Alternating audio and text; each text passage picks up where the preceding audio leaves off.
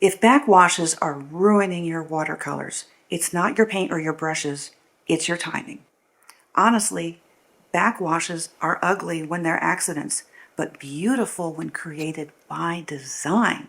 Imagine being able to trigger that mistake on purpose to create the most beautiful waves you've ever painted. This isn't just artistic opinion, it's physics. A backwash happens when wetter paint is dropped into drying paper and pushes the pigment aside. If you don't understand that drying window, your painting is over before it starts. But once you start to command that moisture level, your realism will level up overnight. By the end of this video, you'll understand the exact system to timing your washes so you can stop fighting backwashes and start using them. I can't tell you how many times I threw watercolors with ruined washes into the trash until I understood the backwash is the secret to texture. In about 4 minutes, I'm going to show you the exact second to drop in that water to get that foamy effect. But first, we have to set the stage. If you skip this foundational step, the composition will flop and the backwash won't work. I'm going to walk you through the setup so when we reach that crashing wave, you'll be ready to succeed and not panic.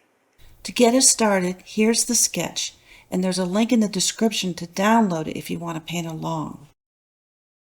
We have a 15-inch span to cover, and trying to wash this entire area in one go is a recipe for disaster. We're going to use a step-by-step process to move across the paper tactically. Now as we move into the sky distant water, it's easy to treat this just as background, but this is actually where we establish our light source. If these values are too light, our crashing wave won't pop. We're setting the stage light, so to speak, for our wave. Watch how I'm using a dry brush on the horizon line. This reflects the sunlight off to the left and builds atmosphere. It's the subtle transition from this quieter, distant water to the high contrast drama of the foreground that makes this painting feel three-dimensional instead of flat. Now, look at these two waves in the distance. I don't want to spend much time here. In a realistic seascape, distant waves need less detail to create depth. I'm going to show these quickly, so don't overthink them. They're just background actors for our main character. I used backwashes here, but honestly, you don't even need to work that hard for distant waves. Save your energy for the background. Here's the plan for tackling the wave in sections so that we can maintain control. Let's focus on the leftmost part of this crashing wave. But this is where 90% of artists fail. Yet, this is where we stop playing it safe and start using physics to our advantage, where timing is everything. Here's another pitfall to watch out for. It's important for this technique, where we want deliberate backwashes and make white crashing waves, that we use non-staining colors. Staining colors with the least amount of drying will stain the paper enough to where when you add the water to create the backwash, it won't go back to the white of the paper. So I've solved that by using cobalt blue plus a combination of one of these three greens: Serpentine Genuine, Undersea Green, and Shadow Green. Since this part of the wave is still cresting, there's foam floating on the wave. I've depicted that by leaving areas of white that I will later on tone down with a little bit of blue-gray.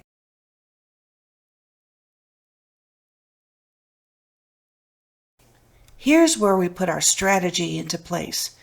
That crusting wave that I just painted, it's not all the way dry. Now, by putting in the cobalt blue in the waves that are crashing ahead of it, that is when we can start adding in the clear water to create the foam on the secondary wave that bounced ahead of it. I've dropped in clear water, which is pushing the pigment aside as it seeks out drier paper.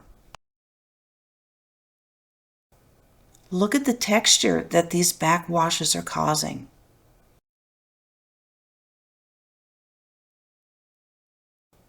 There is no way you can get this delicate of an effect with masking fluid, negative painting, or white gouache.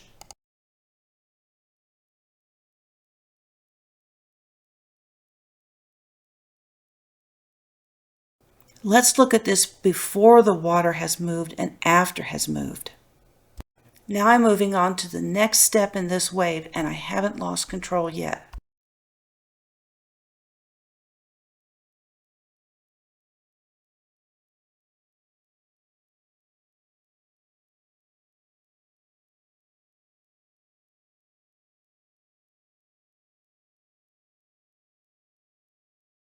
While I'm waiting for that small section to dry, I have time to go back and shape that rolling foam that we just worked on.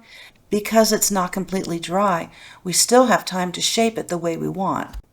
Now it's time to paint the shiny part of the wave as it rolls over.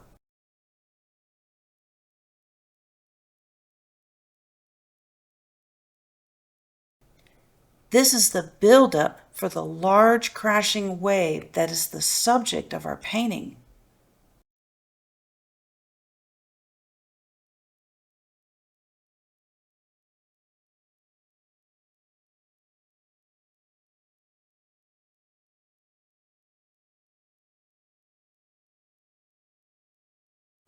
Here comes our strategy again.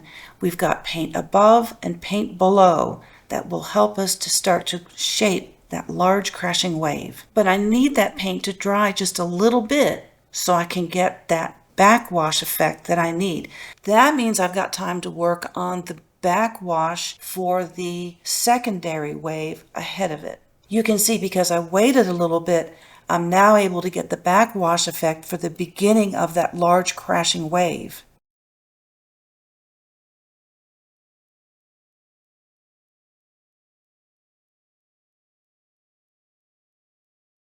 See how it's developed on its own. This prepares us for the main crashing wave, our subject. Using our strategy again, I'm laying down the paint that the water will go in between to build that large crashing wave. Watch each step carefully. To depict the spray of the wave in front of the land, I'm painting in the land now. It will be affected by the water as it pushes that pigment out of the way, so it looks like there's spray in front of the land.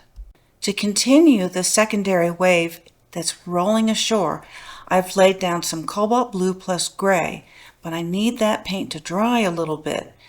The paint on the large crashing wave is still drying, and so I'm looking for that dull sheen to know that it's ready for me to put in the clear water for the secondary crashing wave. Now everything's in place to finish the big crashing wave. To do that, I need another triangular shape similar to the wave on the left-hand side of the paper. Using Serpentine Genuine and Shadow Green, I'm leaving some whites to suggest some foam floating on top of that wave. You can see that I, again, laid in cobalt blue mixed with a little bit of gray, getting ready to finish out the secondary wave that's crashing ashore.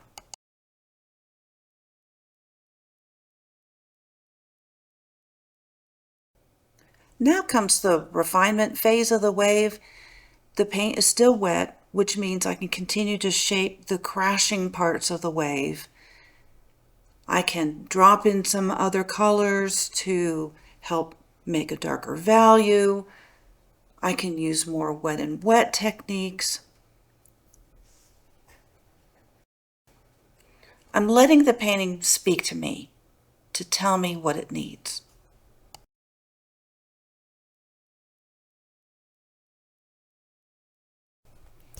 What if your crashing wave isn't white enough? A Mr. Clean Magic Eraser is perfect to scrub off paint down to the white of the paper, especially since I use non-staining colors. Once the wave is set, we'll finish the sky and the lighthouse. Then I'll show you why I saved the rocks for the very end. It's the only way to get those reflections to sit perfectly in the wet sand.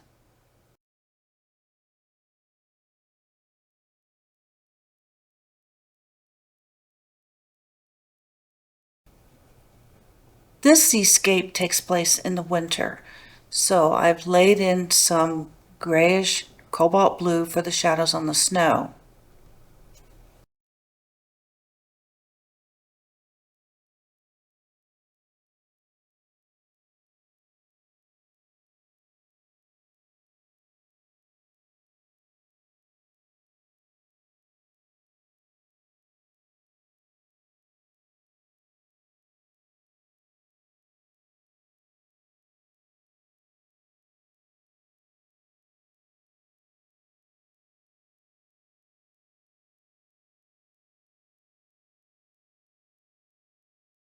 Now it's time to increase the drama. I have laid down some clear water on the left-hand side of the paper so that I can work in some more shadow colors in the sky, wet into wet.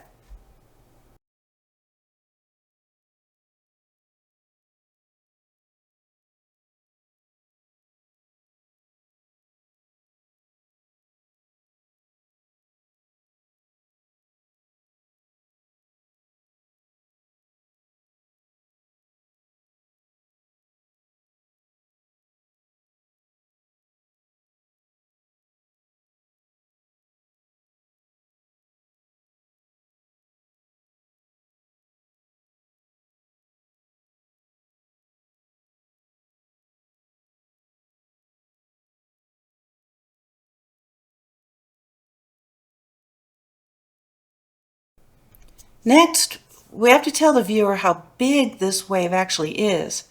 By adding the lighthouse and the home on the cliff, we aren't just painting cute scenery, we're establishing scale. Without these tiny details, the eye has no way to measure the height of that spray. But the trick is to not overwork it, or it will compete with the crashing wave. Now we're heading to the beach. This is the final grounding of the painting, the wet sand. I'm going to show you how to paint the rocks so they don't look like they're just stuck on the painting, that they're sitting on top of the sand, but actually in it. We'll finish with the reflections, the absolute secret to making a beach feel like it's actually wet sand.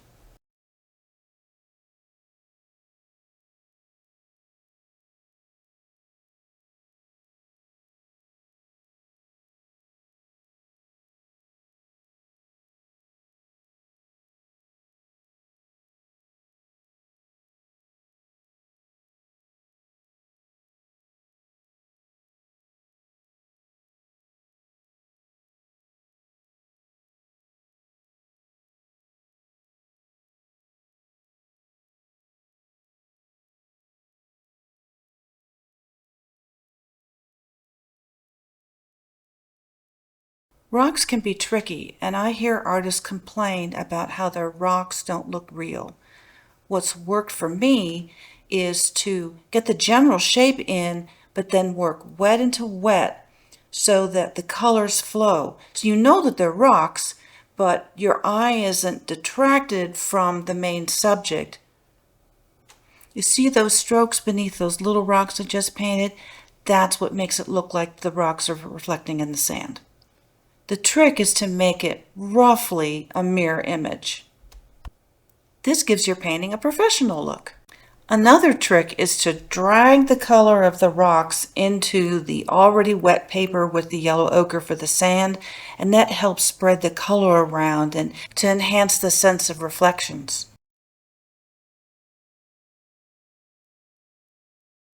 The final trick for realism is to put a little bit of shadow on the edge of the water that's rolling ashore towards the rocks.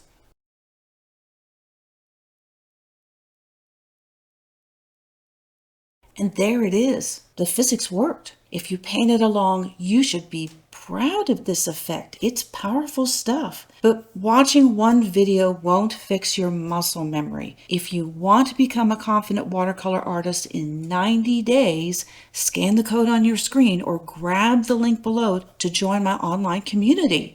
But here's the truth. You can't use the stormy sky for every painting. A confident artist knows how to paint the calm and the storm.